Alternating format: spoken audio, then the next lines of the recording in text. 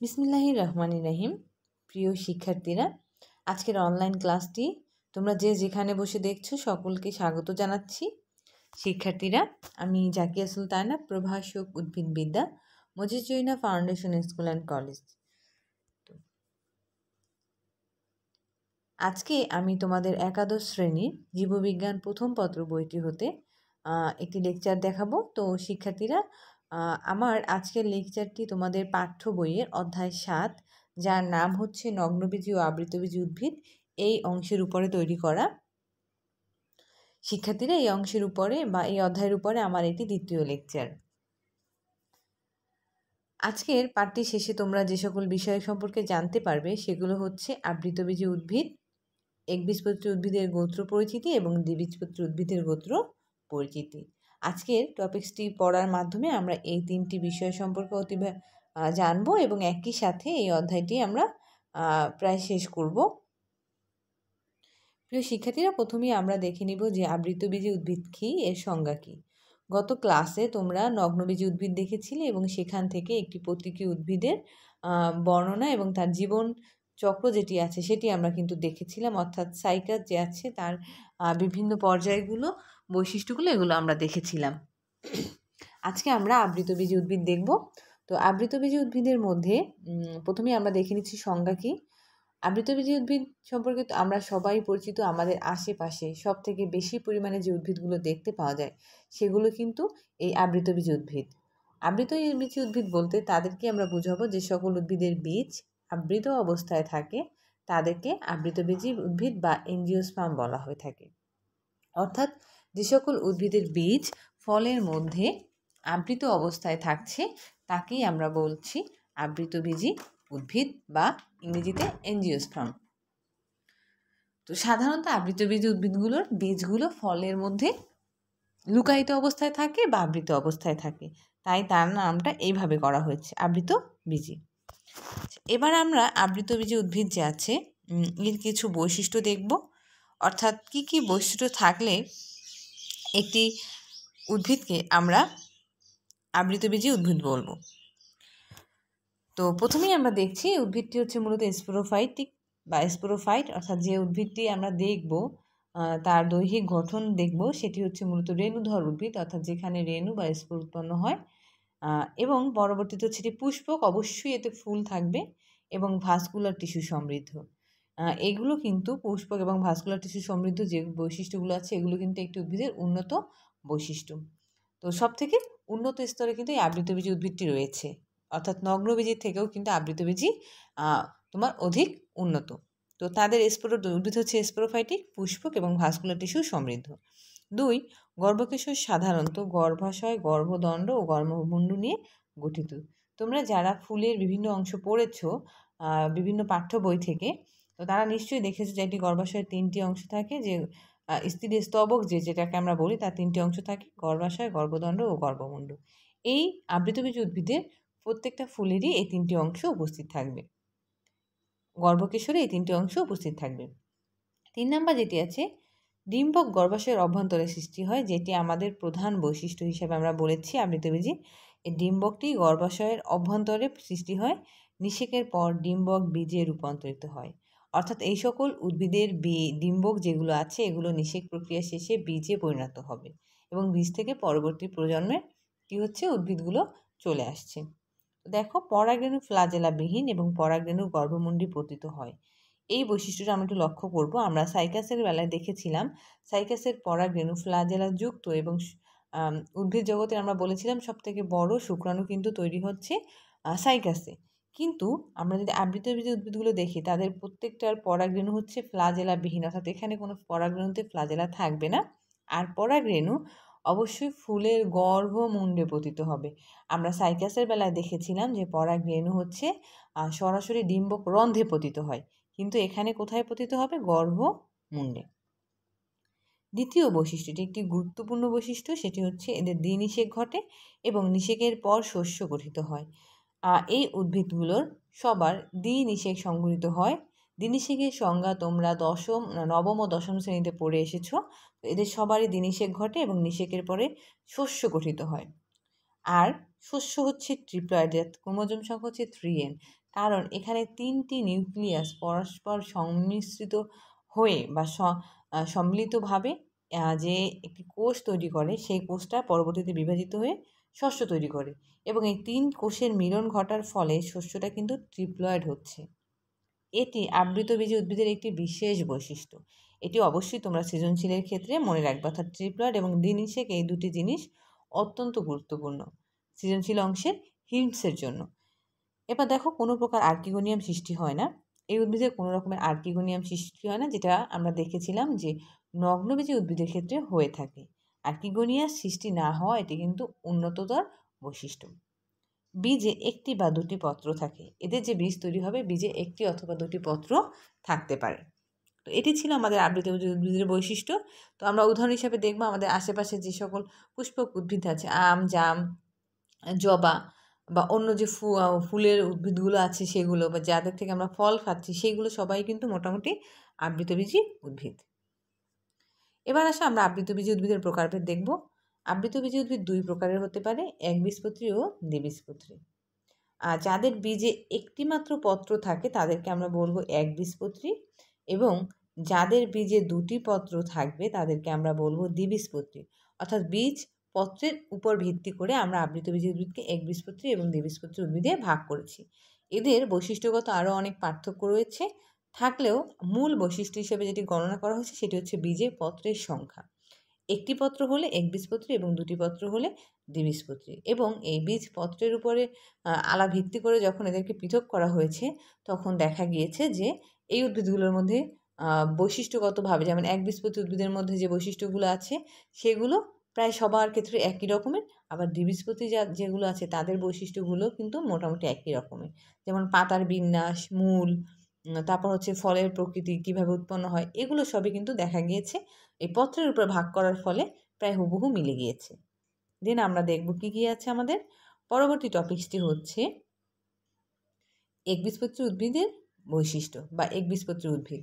শিক্ষার্থীরা, তোমাদের পাঠ্য বই তোমরা যদি লক্ষ্য করো, সিলেবাস দেখো, তাহলে দেখবে যে এখানে একবীজপত্রী উদ্ভিদের একটি গোত্র উল্লেখ করে দেয়া আছে, বা গোত্র আমরা আলোকে, একটি গোত্রের আলোকে পুরো বিষয় বা একবীজপত্রী উদ্ভিদ যে আছে তাদেরকে আমরা দেখব।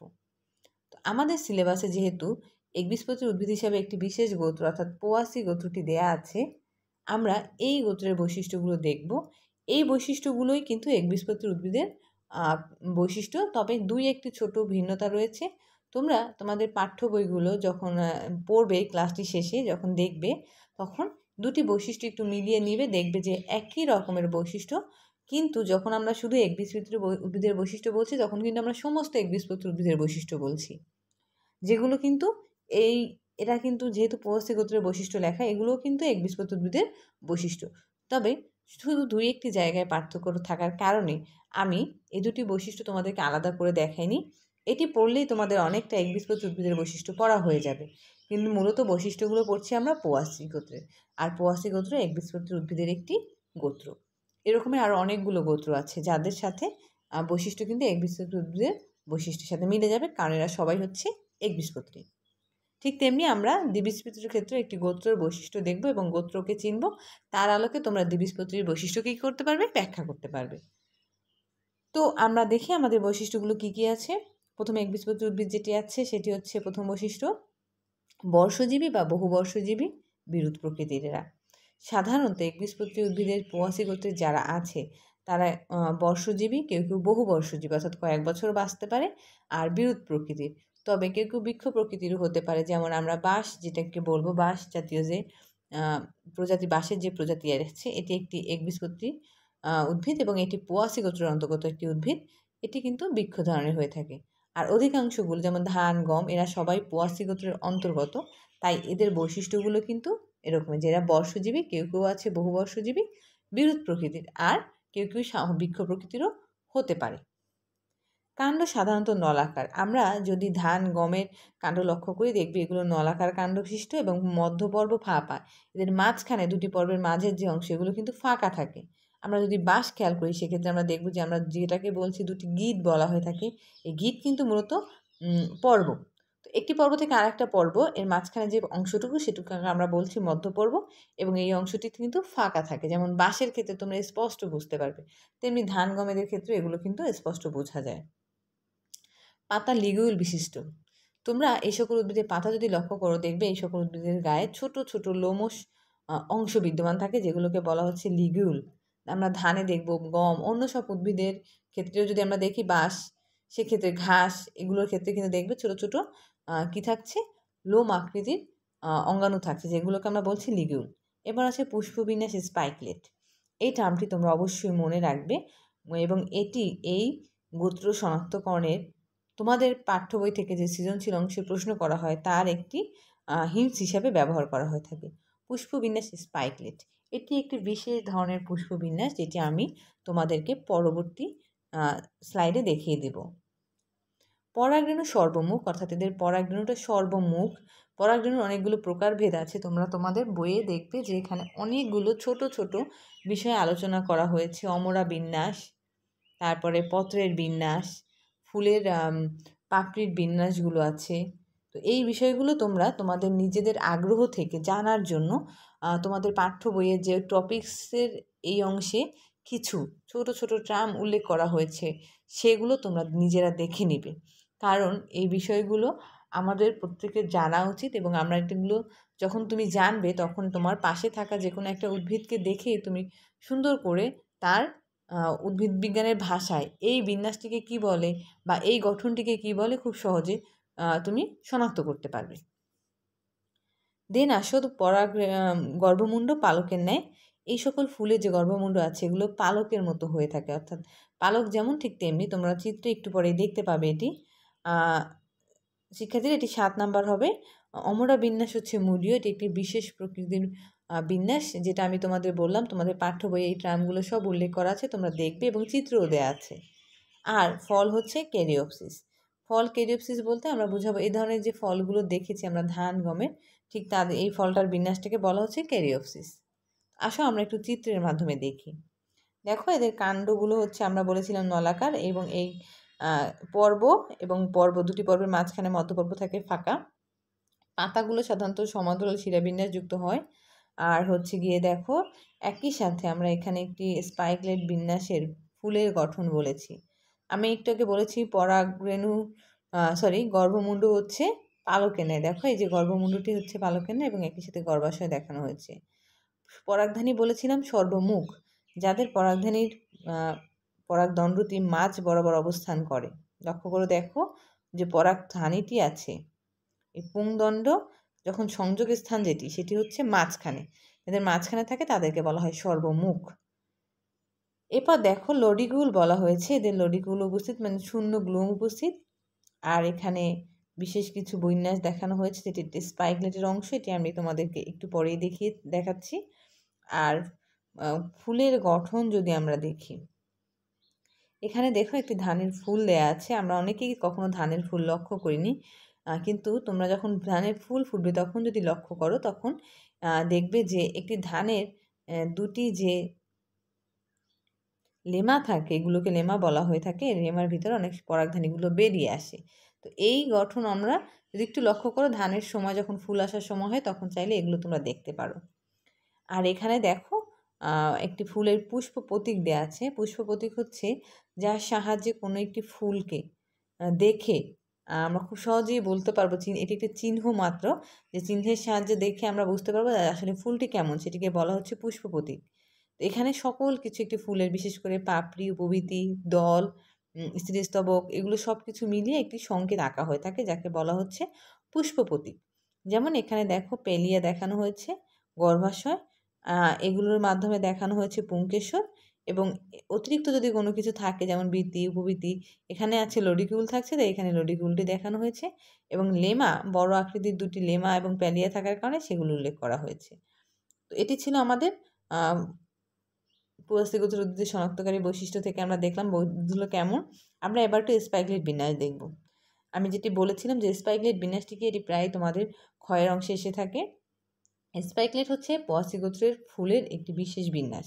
এই বিন্যাসের ক্ষেত্রে আমরা যা দেখব যে এখানে দুটি শূন্য গ্লুম উপস্থিত থাকে, অর্থাৎ যেখানে কোনো ফুল উপস্থিত থাকে না। দেখো, এই একটি গ্লুম রয়েছে এবং এর পাশে আরও একটি গ্লুম রয়েছে। এরপরে একটি লেমা থাকছে, অর্থাৎ যেটাকে আমরা, এটা আরও একটি গ্লুম, তবে এই গ্লুমটা ফুলটাকে ঢেকে রাখার ক্ষেত্রে বড় প্রধান কাজ করে থাকে, অর্থাৎ লেমাটা ফুলটাকে ঢেকে রাখবে। এরপর দেখো আরও একটি বর্ণহীন বা বলতে পারো শুষ্ক বর্ণের হচ্ছে গিয়ে উপমঞ্জুরিপত্র থাকে, যেটি হচ্ছে ফুলটিকে ঢেকে রাখার কাজ করে, যেটিকে আমরা বলছি প্যালিয়া। এরপর নিচে একটা অংশ থাকে যেটিকে বলা হচ্ছে লডিকিউল। এগুলো একটি বিশেষ অংশ, লডিকিউল থাকবে। এই লডিকিউলের উপরে ফুলটি অবস্থান করবে। ফুলে কোনো স্ত্রী, যেটাকে বলা হয় পাপড়ি বলো বা দল বলো, কোনো দল অনুপস্থিত, সরাসরি লডিকিউল উপস্থিত থাকছে। এবং এখানে চারটি, দেখো 3টি করে পরাগধানী আছে এবং পরাগধানীগুলো ঠিক উপরেই আছে স্ত্রীকেশর। এই যে বিশেষ গঠন, অর্থাৎ দুটি শূন্য গ্লুমের পরে একটি লেমার উপর একটি পেলিয়া থাকছে এবং পরবর্তীতে লডিকিউল ও পুং স্তবক এবং স্ত্রী স্তবকগুলো এভাবে অবস্থান করছে, এই গঠনটিকেই বলা হচ্ছে স্পাইকলেট। আর এই পয়াসি গোত্রের সকল উদ্ভিদের পুষ্পবিন্যাস এই রকমের হয়ে থাকে। তো এটা ছিল স্পাইকলেটের গঠন। তোমরা চিত্রটি সহ কিন্তু এই গঠনটি শিখে নিবে। এবার আমরা দেখব দ্বিবীজপত্রী উদ্ভিদ যে আছে মালভেসি, এর শনাক্তকারী বৈশিষ্ট্য। দ্বিবীজপত্রী উদ্ভিদ যাদের বীজে দুটি পত্র থাকে, আম, জাম, এরা যারা আছে, কাঁঠাল, এরা সবাই দ্বিবীজপত্রী উদ্ভিদ। আর এই গোত্রটি উদ্ভিদের শ্রেণী হিসেবে আমরা মালভেসি যে আছে, মালভেসি গোত্রটিকে আমরা দেখব। তো আমরা জবা ফুলের শনাক্তকারী বৈশিষ্ট্যটি দেখে নেব। তোমরা এই দ্বিবীজপত্রী উদ্ভিদের বৈশিষ্ট্যটি পাশাপাশি একটু পড়ে নেবে। জবা বা মালভেসি গোত্রের যে উদ্ভিদগুলো আছে এরা সবাই দ্বিবীজপত্রী উদ্ভিদ। তো তাদের আমরা জবার আলোকে একটু দেখে নিচ্ছি যে কী কী বৈশিষ্ট্য জবা গাছের মধ্যে বিদ্যমান। উদ্ভিদের কচি অংশ রোমশ এবং মিউসিলেস পূর্ণ। এই উদ্ভিদের কচি অংশ যদি তোমরা দেখো, এটি রোমশ, অর্থাৎ গায়ে ছোট ছোট লোম থাকে, এবং মিউসিলেস পূর্ণ, অর্থাৎ এটাকে ভাঙলে হাতে এক ধরনের পিচ্ছিল পদার্থ লাগে, যেটিকে বলা হচ্ছে মিউসিলেস। তো এদের কচিকাংশ রোমশ এবং মিউসিলেস পূর্ণ। উপপত্র মুক্ত পার্শ্বীয়, অর্থাৎ এদের যে উপপত্র আছে সেটি হচ্ছে দুই পাশে অবস্থান করবে মুক্ত পার্শ্বীয়ভাবে। পুষ্প একক, অর্থাৎ একটি ডালে একটি পুষ্প হয় এবং সাধারণত উপবীতিযুক্ত, এবং এদের ফুলগুলো উপবীতিযুক্ত হয়ে থাকে, অর্থাৎ প্রত্যেকটি ফুলেই উপবীতি উপস্থিত। পুংকেশর বহু, জবা ফুলের অনেক, যদি আমরা দেখি তাহলে অসংখ্য পুংকেশর পাবো, এক গুচ্ছাকারে অবস্থান করে এরা, এবং পুংকেশরীয় নালিকা গর্ভদণ্ডের চারদিকে বেষ্টিত, যেটি আমরা এই চিত্রটির মাধ্যমে দেখব। দেখো এখানে আমাদের পুংকেশর যেটি আছে এগুলো অসংখ্য গুচ্ছাকারে অবস্থান করছে, এবং এই পুংকেশরীয় নালিকা ফুলের যে গর্ভাশয় আছে, এখানে দেখলে আমরা বুঝবো এই গর্ভাশয়কে বেষ্টন করে আছে, চারপাশে ঘিরে থাকে। এবার আমরা দেখব পরাগধানী একপ্রকোষ্ঠী ও বৃক্কাকার। একটু এখান থেকে আমরা দেখে নিচ্ছি। আমাদের একটি পরাগধানী এখানে দেখানো হয়েছে, এটা একপ্রকোষ্ঠী এবং বৃক্কাকার, অর্থাৎ কিডনির মতো দেখতে অনেকটা, এই জন্য নাম দেওয়া হয়েছে এটি বৃক্কাকার। দেন আমরা যেটি দেখব পরাগরেণু বৃহৎ ও কণ্টকায়িত। একটু আগে যেটি আমরা দেখলাম যেটি বড় আকারের, এবং এই পরাগরেণুর গায়ে ছোট ছোট কাঁটা থাকে, যেজন্য বলা হয়েছে কণ্টকায়িত। এরপর আসো যেটি অমরা বিন্যাস অক্ষীয়, এর অমরা বিন্যাস হচ্ছে অক্ষীয়। আমরা অমরা বিন্যাসটা একটু দেখি। এরকম অক্ষীয় অমরা বিন্যাস শশার ক্ষেত্রেও দেখা যায়। দেখো এখানে অমরা বিন্যাস অক্ষীয় দেয়া আছে। আর এইখানে ফুলের একটি পুষ্প প্রতীক দেওয়া আছে, যেটি তোমরা দেখে নিবে। দেখো এখানে ফুলটির ক্ষেত্রে আমরা বলেছিলাম এদের উপপত্র বিদ্যমান, দেখো উপপত্র দেখা যাচ্ছে।